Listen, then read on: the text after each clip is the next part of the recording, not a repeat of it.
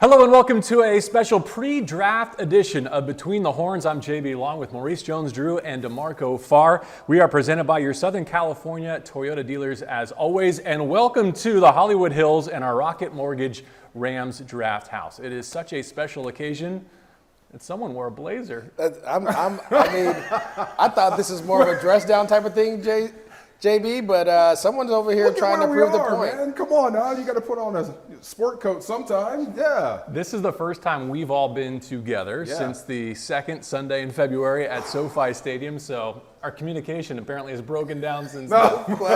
We'll have to get it right for Friday and Saturday draft coverage. It's great to see you all. Good to see you. Before we get to the draft material and needs and hopes for Les Snead, for Sean McVay, and your defending world champion Los Angeles Rams, I want to ask you about On the Clock. Do you have a chance to see the short film that the Rams put together? I want to see the whole movie, man. I mean, that's some cool stuff. I thought it was great. What a way. You know, I keep saying this. It's good to be the king, right? Only champs can put out something like that. That was awesome. That was great. And you're a film aficionado, too. That was really well done. Some of your favorite Hollywood personalities in there? I keep asking people that were in it, what was the direction? What was your motivation in this scene? But it was awesome, man. That's so Hollywood and so championship. You're probably over at NFL Network when that thing landed. You feel the buzz? Oh, yeah. Andrew Siciliano was all excited about it, talked about it. They showed it on air. I just love Van was in a van. Right? And then my only question is, why isn't DeMarco in that? I mean, you could have been it's like Ocean 8. Like, you could have been like the old timer that came back in, Ocean 13, like, hey, this is how we did it. Stay tuned. So you actually led me to my preliminary question, which was if they were to do a trailer about the Rams radio team, who would you want playing you in that short film? Wow. Denzel. No doubt. He beat you to it. I'll take Tyrese again. Why not? No, Tyrese. The Rock could do a good DeMarco. Yeah, he's too cut up. The Rock. You saw him at the Super Bowl. That's what made me think of it. There's no way. That was a beautiful thing. You two standing side by side, you like twins. Well, one of us had double-digit body fat. It wasn't him. Yeah. How about this place? First impression? Oh, geez. Wow. That looks normal. I mean, that looks like it's been there. The Eric Dickerson. I mean, and I love these shots over here. You got the Cooper Cup or the Matthew Stafford Cup. That might be the pass and the catch right there, but wow, my goodness. I thought this was Maurice's house. No, it's not. Stop it. For 2 or 3 days after this whole draft is done, it might be. Possibly. But I literally walked around and saw every inch of this house. I may be trying to find a way to make it happen. Well, the moment in the calendar kind of brings us full circle, right? So much of the Rams strategy has been built on how they utilize first-round draft capital. And once again, here in 2022, they will not be selecting in the first round. They won't be drafting as it stands until outside the 100 late tomorrow night. Does the Lombardi Trophy validate all? Does that make everything right? Well, doesn't it though? I think so. Is this what we're out there battling for? I mean, yeah, when you win the championship, that's it. That means your plan is the best, or you have the best players, which means your plan was good. But I mean, I remember in years past, this was the biggest thing on your calendar. What guy you're going to draft with number 1, number 2, number 3. I mean, it's fun for now, but it stinks. That means your fall stunk. So this is great. We're not sure what the Rams are going to do at, picking after pick 100, but you are the defending champs. Everybody is chasing you up the hill right now. So this is where every team wants to be, hands down. A year ago, the price for Matthew Stafford's services seemed pretty steep. Now I think it's a bargain. Don't you think? Yeah, absolutely. I mean, who wouldn't want to trade places with the Rams right now? And I just said this coming in when I saw Matthew Stafford, that picture. Wow. How great is it that you don't have to worry about finding a quarterback this time of year? You've got the guy, and he just delivered for you. This is an enviable position for that the Rams are in right now. Do you feel like they are being followed? Do you think no the blueprint is out, or are other teams trying? This is actually, I had this conversation. I forgot with who. It was a couple of days ago. It was like soccer and the transfer, right, where guys are getting transferred. You have to pretty much buy your team to build it up to play. Well, the Rams have been doing that for the last couple of years, and it worked. And so now you see the Buffalo Bills do it. The whole AFC West has done it. The Miami Dolphins are doing it. I mean, teams are following suit because you have to be able to compete. And the only way you can compete is with great players on the field. The Rams figured, hey, having a Matthew Stafford, is there a guy like this going to come out in the draft? No. A Von Miller?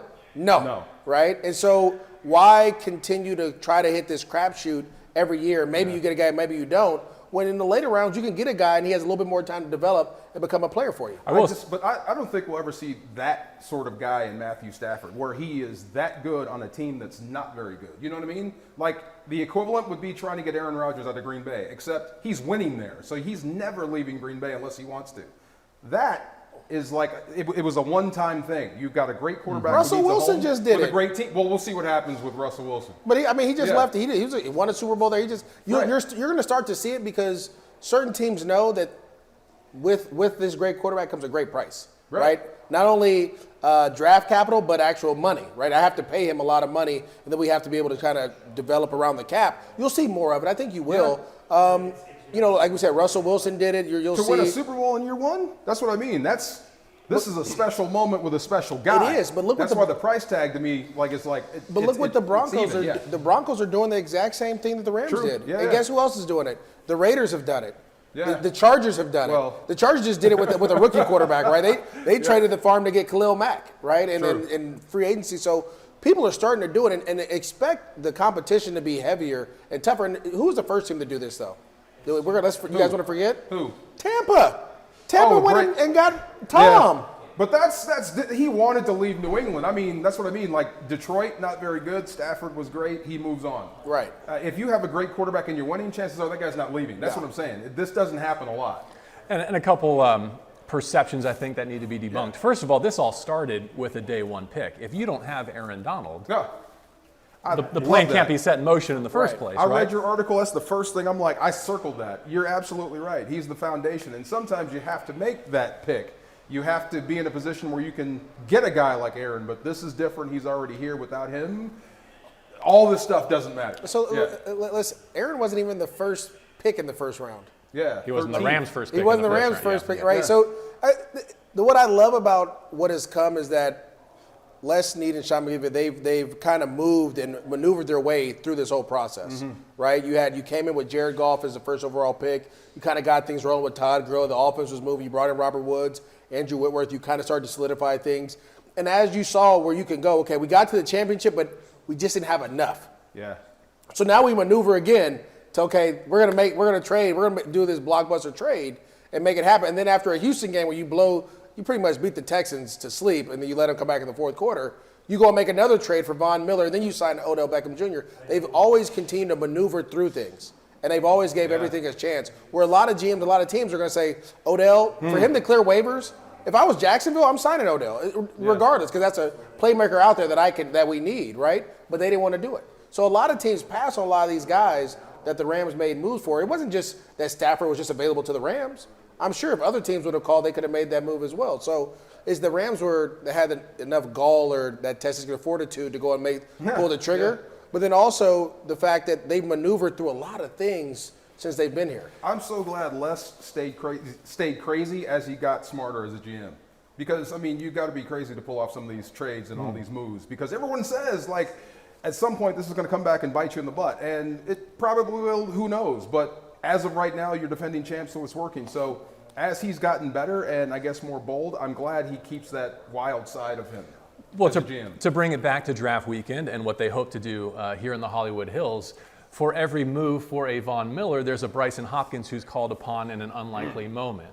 For every trade for a Matthew Stafford, there's a Nick Scott who comes through and becomes a dynamic force on the back end of your defense. Those are all players who were picked either on day 3 or even beyond in college free agency. Kendall Bland, another one that comes to mind. Darius Williams from Baltimore, released after that first training camp. So I had a few notes on McVay and Snead partnership, how successful they've been together despite not having a first-round selection. And a lot of it has come from day 2 and day 3 and college free agents. How about going back to 17, right? Cooper Kupp, the home run of that class. Their first 5 selections all have second contracts in the league. That doesn't happen very often. No. That's here or elsewhere. That's successful. 9 players from the 18 draft class are still on NFL rosters. Wow. And that's another kind of myth that needs to be debunked is they drafted 9 times in 2018. Well, right? So who's the player that's on the Jets right now that's balling? That was here. The defensive tackle. Oh, tackle. Franklin John Myers. Franklin Myers. Yep. Yeah. I mean, he's so good that he couldn't fit here. I'm still mad he's not here. Whatever reason, he should still be here. I mean, go ahead, I'm sorry. No, you're good. The top 7 picks of the 19 group are Yeah. still with the Rams and started at least one game for the Rams last year on their run to the Super Bowl. I was going to ask you this. I'll ask you now. It's easier to pick the lower you get than it is to go after one guy in the first round. Is that what I'm hearing? The values are on the pick below the first round. I mean, you get so many. I think is that what I'm hearing? I think it's less than the value. It's the time, right? Because you got to understand when you draft the number 1 overall pick. Yeah. What do they put? They're expected to come and change your franchise right away. The face of But the franchise. Number 2 is like he's a couple days less, and the further down you have time to develop these guys instead of really pushing them out there. Nick Scott, for example. Oh. That we talked about that on the he was just a pure special teams guy. Literally, that's all he was. You go to practice, he'd work out with the safeties, but his periods didn't come unless they were doing punt, kickoff return, or punt return. Like, it was special teams guy. But because he was being developed as a DB the whole time, that when his name or his number was called, he was able to step up and make a play. If he was a first-round draft pick, he'd have been labeled a bust. Does that make sense? Yeah. So because he's later on, you have more time to develop these guys, and as the staff, they're continuing to develop these back-end guys who are being better, and that's smart because I'm not getting the label of he has to play now, he has to be this guy. Jason Smith, for example, the tackle you guys had at the Baylor. Oh, my God, yes. He probably would have been better off being the 3rd-round pick, but because he was the 1st overall pick for you guys or number 2 or whatever it was, he was expected to come in and be Orlando. When drafting a tackle, just make sure he's played in the 3-point stance at least once. See? I mean, You I'm see just saying. But if he had time to develop to get into the Just 3-point saying. stance, he I might love have the been guy. good. I love the guy, But- but he's always in the 2-point. I mean, and that's your first guy. But anyway, go ahead. No, I just can't wait to see who the next Jordan Fuller might be. Yeah, no doubt. Yeah. Out of this year's draft. Nick class. Scott, I have to say this. All those violent collisions we saw at the end of the year when 2 biggest hits in the postseason. without a flag, when are you ever going to see that again? A guy that's that violent, that hit, I mean, hits that like on Debo that aren't flagged, that are technically sound full speed hits. I mean, Award-winning. Award-winning. Give him credit. So, yeah, we always thought, what's he going to look like when he plays safety for the first time? I think we just saw a taste of it. Now, he's going to have to continue that. Yeah. But we got competition at that position, Oh, a which lot. I love. Good. I think that is the other thing the Rams have done. They've done a phenomenal job of drafting a year ahead, too. Yeah. Guys that, why'd you draft him this year? Well, John Johnson's leaving next year, so we want to make sure we get a guy in now or 2 guys in now for that position. Well, let me take that cue then, because in 2022, notable starters entering their contract's final year include a couple of defensive tackles, Greg Gaines, Ashawn Robinson. Let's go. A couple of offensive tackles, Rob Havenstein, Bobby Evans. A couple boy. of safeties, Taylor Rapp and Nick Scott, who we mentioned. Offensive guard, David Edwards. Running back, Darrell Henderson. Corner, David Long Jr., just to touch on a few. Now, contract extensions can always change that dynamic, but to your point, okay, based off of that, where do you feel like a need might be? Well, just a question. Bobby Evans, right? There's another job open now that Austin Corbett is gone, right? So, to me, I think he got passed up 3 times, right? Edwards took over for Boom, Austin Blythe took a job, and then Corbett came in and took a job. So, there's another job open. Is this going to be the year for Bobby Evans? Because I can tell you this, size-wise, physicality, absolutely. Versatility, yeah, he's versatile. But if not now, then I don't know when that's going to happen. So this draft will tell me a whole lot about that, especially with that first pick in the 3rd round, that compensatory pick. You may get some good alignment in that spot. If they're thinking interior guards, that tells me a lot about what they think. Also about defensive tackle. I'd put some heat in that room behind Aaron Donald. I put some young guys in between Greg Gaines, Ashawn, and everybody else trying to look for reps in that rotation to make everybody take it up a notch behind Aaron. Absolutely, especially at that pick. But your point is Bobby Brown is That's what there I'm saying, because yeah. they anticipated They- Sebastian exactly. Joseph Day. Yeah. And they may anticipate one of these guys going. I mean, I don't know if you'll be able to sign Ashawn again. We don't know. But you drafting a year ahead, right? And I think that's the most important thing is that they've continued to be a step ahead when people are saying, "Okay, I'm gonna draft now because we don't have this guy." They've drafted those guys last year who are getting reps, may not be playing, but you're getting those practice reps that are important. Okay, give me a position or 2 then that you're confident the Rams will address. Oh, edge over the rusher. weekend. Edge rusher for sure. Look, this is the thing. You have to be able to affect the quarterback. And we saw what Aaron Donald and Von Miller and Leonard Floyd were able to do, right? With those 3 rushing the quarterback, I mean, calling the games, it was easy. I'm not going to lie. I was like, oh, here we go, 3rd and 8. Here it comes. So you can't double team one. So I'm expecting them to try to go out and find one. I was telling DeMarco this on the phone that Dante Fowler, I was like, he's out. Why not try to get him back for another year, let him get a year, and then let him go get paid again, right? But that didn't work out. He ends up in Dallas. So you go get an edge rusher. And there's a ton of them in this draft. I think the other one, possibly, we talked about guard. Corner. But I just don't know. The thing about corner is there's so many young guys that they've developed. I don't know if you're going to take corner with at that first pick. But to your point, Robert Rochelle steps in for Darius Williams. You see how that aligns. Right. It wouldn't be surprised. You can never draft enough corners, and this is the time of year to go out and. Same as edge on this football team. Leonard Floyd is clearly your best outside linebacker. Give me your number 2. Depends on situation, depends on who you're playing, right? Chris Garrett, we can talk about in a moment, coming off a redshirt season. Your clear number 2 guy. Terrell Lewis, big summer for him. Depends on situation, who you're playing, right? Same with corner. Outside of Jalen Ramsey, who's your second best corner? There's a couple of different names. I'm going to go back to your previous question. I don't want to leave out Justin Hollins too, because no doubt. There's a starter opposite Leonard at the beginning of last season. If I'm facing a team that runs a lot of 12, 2 tight end sets, I want Hollins out there. If it's a pass rush situation, I may want somebody else with Floyd. Right. So it depends on who you're playing. But like I said, at that spot in the draft, I don't know what his name is. The kid that used to play receiver, they moved into defensive end for 1 year, and he's about to go in the top 100. He may be there. Some speed off the edge. And I never thought I would miss this. You're going to miss Obo Okoronkwo. No question. At least that speed off the edge. You're going to need somebody else outside of Floyd that can bring it off the edge. Maybe you'll find that in the draft. Tight end may be a sneaky one, too, with that first pick, just because the tight end position has been it's not the best, like a top end way, but there's some deeper guys down the list. Obviously, my boy down the street from UCLA definitely fit in, but also we have some. I'm just saying, I got to throw him out there. But no, I think there's a couple ways the Rams could go. But even with that, they've done such a great job of developing undrafted guys and late round guys that you still have room, right? It's not as if, they're done if they don't do this. Like Bobby Evans can step in that guard and help out, right? Justin Hollins can come in and be an outside Chris Garrett. They have depth there, but now it's adding guys that can come in and have it push that group a little bit more. This is Bobby's 5th season coming up, right? I think so. 4th. Bobby Evans. Yeah. Come on, man. It's about time for you. Like I said, you see him on game day. Wow, he looks good getting off the bus. Time to put that in the lineup. Go be a starter. It was interesting last year. Remember, this time everyone expected offensive line to be addressed. They thought the center of the future might be taken, anticipating Andrew Whitworth maybe heading into retirement. They didn't touch it. They had a new offensive line coach. They doubled down on the group of 8 to 10 that they had in-house, and it worked out tremendously. Had one of the best performing offensive lines all of 2021. If Witt pulls a Weddle. I will be shocked. I'll come back for a playoff run. But to finish that thought, my expectation is that this is a good year to draft offensive linemen, not just because of need, but also future anticipations.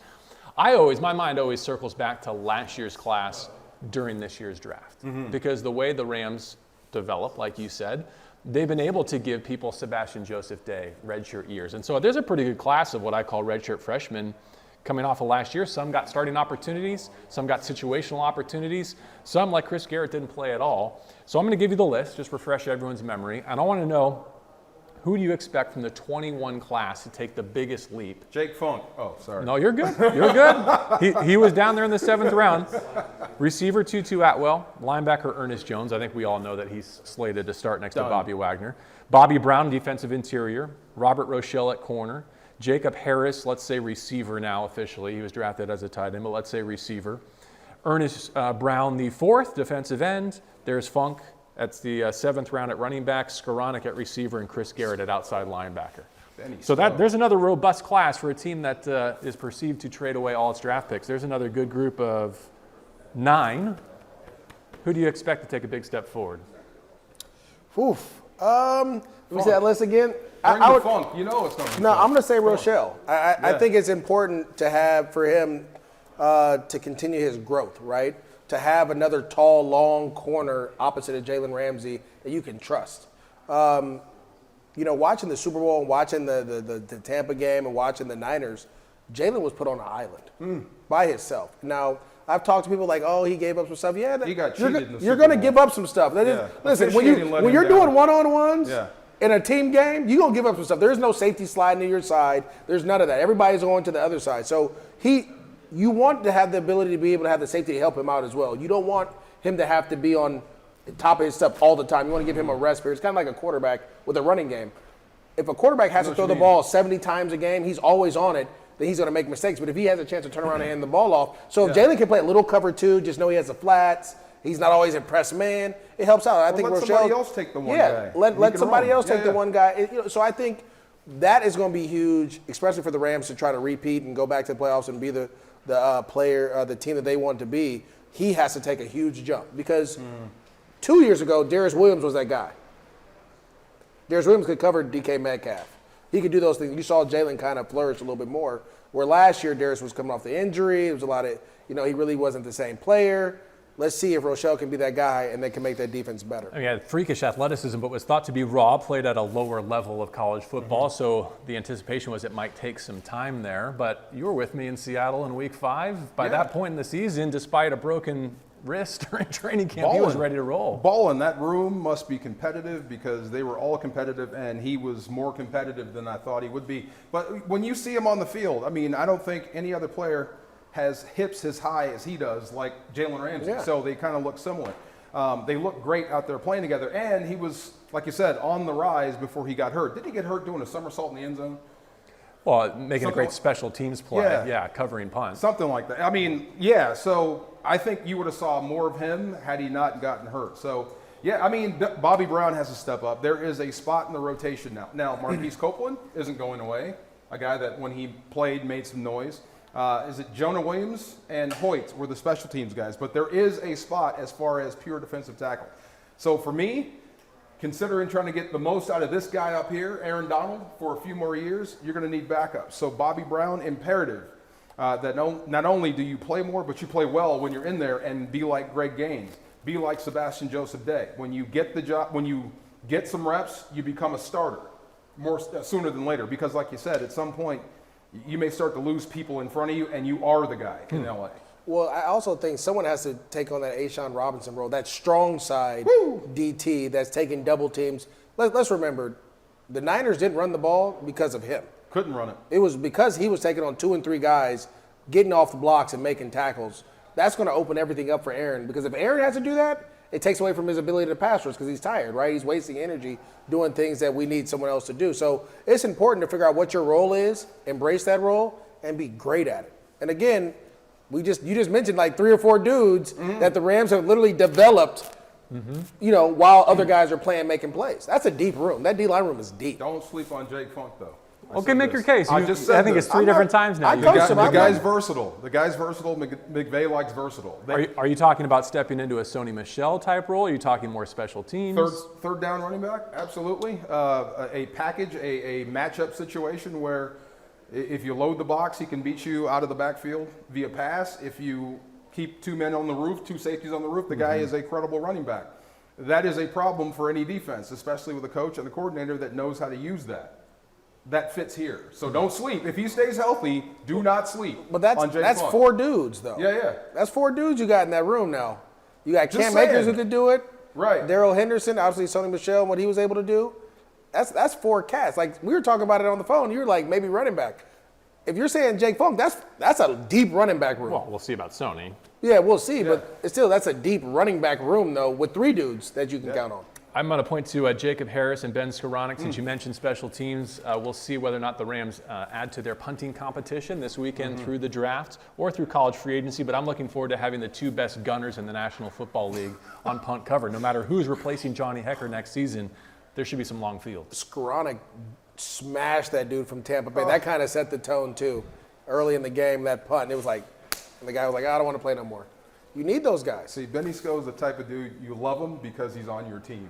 Yeah. If he was playing someplace else, oh, yeah. Pretty good actor, too, as we No saw doubt. in On the Clock. I'll give you guys a chance for a closing thought. One place that I wanted to land is a welcome to Los Angeles type of sentiment for whoever the newest Rams are. I think they're landing in a pretty good position, right? When you look at the coaching staff, the organization, the leadership. If you choose football with this staff, and I mean staff, coaches, trainers, everything, player development, you have a chance to become the next Darius Williams. You have a chance to go on and earn that next contract, be it here in Los Angeles or elsewhere. I think under McVay and Snead, this has become one of the most desirable destinations, I think, for players and their representatives. It's a special place, and you're coming in at a special time. Be ready to work. And that's the toughest thing. I was going to say this, Maurice. for the new guys. Freshmen either come in on a national championship team or rookies that come in on a Super Bowl team. This ain't how it is. This is just how the other guys built it up to be. So you have to appreciate where you are and how hard it is to get to this point. But like I said, I agree with your point. Look at what we're looking at. Look at this view. This is Los Angeles. That's another good tack on. Oh, by the way, you get to play home games at SoFi Stadium. Not the defending worst. champs here, and do it once here, you're awesome. Do it twice in the city, you're a god. So that's what's at stake right now for this football team. And I agree with what most of when you talk to some of the players, they ain't done yet, and I'm starting to believe them. One is great. This was awesome, but there's more out there for this football team. Yeah, for me, I think this place isn't just for players, but coaches as well, right? Think about all the tree, the McVay tree that's been out, right? And which opens up doors for other guys. The receiver that we had that went to Cincinnati, he played receiver for them a little bit. I forget his name. You got to help me out here. Mike. Yeah. Mike Thomas? Mike Thomas, yeah, right. So there's other opportunity. When you come here, coaches leave. People pluck from here, right? So as a player, you get an opportunity to learn. You get taught. And then the coach leaves. And then guess what? Come on with me. I need you to help me, right? And that's what happens. And so when you build something like that, and which is crazy that Sean McVay and Les Snead, they've been able to keep winning on top of losing LaFleur, losing Greg Olson, now he's back, losing Zach Taylor's, losing coaches over and over again to keep this going. That those coaches open other doors for your players and what they're looking for and what they're trying to build. And so to me, yes, it's desirable because everyone gets an opportunity to play if you're good enough, right? Now, not a lot of teams can say that. Like, they're like, oh, you're good, but like, no, here, if you're good enough, we will find a role for you to touch this rock, or we'll find a role for you on defense or on special teams to make plays. And then the other part, I think, is the way they do it. It's not a lot of yelling. It's not a lot of belittling. Well, Aaron yelled a little bit last year. Yeah, but Aaron, it's not the coaches. Coaches aren't belittling players. Yeah. They're doing it in a different way, and you're seeing the response from the team. So when you come in here, understand it's different. It's probably not what you're used to, which as a coach now, I'm definitely not Sean McVay style. I'm a little more in your face, a little more rugged, because I played running back. You got to be rugged at the running back position. But it's a different way. Embrace it. Work hard, study the playbook because it's tough, and be ready to go. And I think if you do that, man, anybody that comes here has a chance to play, and I can't wait to see what it is. I promise I wasn't dozing off. I was just looking to see what business I had to take care of before we're done here. I did pay about as much attention as to one of your mock drafts, though. So sorry about that. How many quarterbacks in the top 10? 4? That was my last one, man. Spice it up, baby. It got the first one talking. That's on the short list. And one of the best things about being with a team that goes on to win the Super Bowl is it's the shortest mock draft season you'll ever have. Thank God. That's the way it should be, right? Well, it's better when the Rams don't. I don't have to put a pick for the Rams. So I can say the Niners trade Debo to the Chiefs, and then get him on out of this division as well. Even though the Rams are not selecting today, or scheduled to select, once day one of the NFL draft does conclude, Les and Sean will address the media from here at the Rocket Mortgage Rams Draft House, and we will bring that to you live on all our social platforms.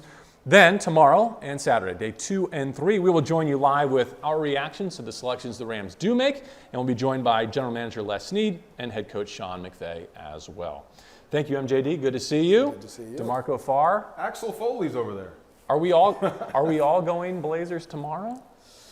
I don't think I have a blazer at my house. You're defending champs, man. Come on now. That's why we can dress like this. Make everyone else dress up. They're trying to come to us. We own the place. Come on now. We own the place. They're coming to us to get the money. $9,000 a day for this house. Come on, put on a jacket. How many, I do. How many Rams. are you securing for us post-draft? What? Securing what? We'll talk about that off air. Thank you for joining us for this 2022 pre-draft special between the Horns presented by your Southern California Toyota dealers.